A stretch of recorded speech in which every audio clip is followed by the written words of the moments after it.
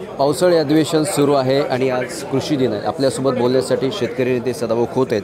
गेल्या अनेक वर्षांपासून शेतकऱ्यांसाठी तुम्ही काम केलं। आज कृषी दिन आहे, एकूणच काय सांगा? वसंतराव नाईक साहेबांच्या जन्मदिनी कृषी दिन या राज्यामध्ये संपन्न होत असतो, साजरा केला जातो। निश्चितच त्यांनी पाणी अडवा पाणी जिरवा ही घोषणा दिली।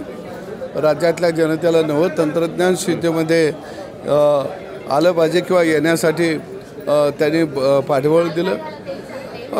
मी एवढंच म्हणेन की आज ही राज्यातल्या शेतकऱ्यांना नव्या तंत्रज्ञानाची गरज आहे।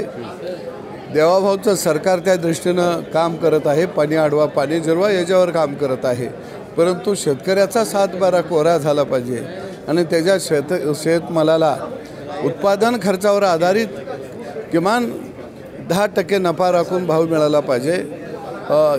ही लढाई अजून संपलेली नाही असं मला वाटतं आणि महायुतीचं सरकार त्या दृष्टीनं पावलं टाकेल अशी मी अपेक्षा व्यक्त करतो। कृषी दिनाच्या दिवशीच रोहित पवारांनी निषेध करण्यासाठी आज कृषी दिनाच्या दिवशीच महायुती सरकारचा निषेध करण्यासाठी गजनी हे बॅनर आणलं होतं। हे सरकार गजनी सरकार आहे नाही।